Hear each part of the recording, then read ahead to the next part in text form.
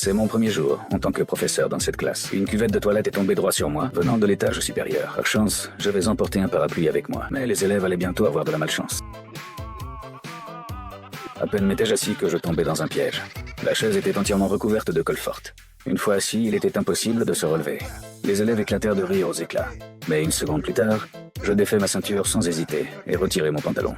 Les jeunes filles poussèrent des cris de terreur, n'osant même pas lever les yeux. Elles ne savaient pas que j'étais déjà préparé. Avant de venir au cours, j'avais enfilé 2 pantalons. Je me relevai aussitôt, prêt à commencer la leçon.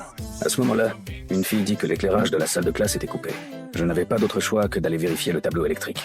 Au moment où j'allais tendre la main, je sentis que quelque chose clochait. Je mis donc d'abord des gants isolants. Effectivement, l'interrupteur portait plusieurs milliers de volts. Peu à peu, je commençais à être fier de ma réactivité. Mais juste quand je me baissais pour ramasser une craie, ma main attrapa quelque chose d'inattendu.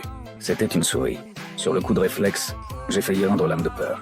Instinctivement, je lançai la souris vers une élève.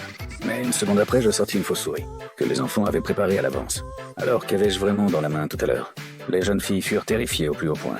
Toute la classe sombra aussitôt dans une véritable crise de souris. Les cris assourdissants ne tardèrent pas à attirer le directeur. J'expliquai que je n'avais rien fait de mal, mais les élèves se mirent en colère encore plus vivement. Pensant avoir été humiliés, ils prirent une ferme décision, me faire payer le prix de tout cela. Ils ne savaient pas que j'avais déjà élaboré mon prochain plan.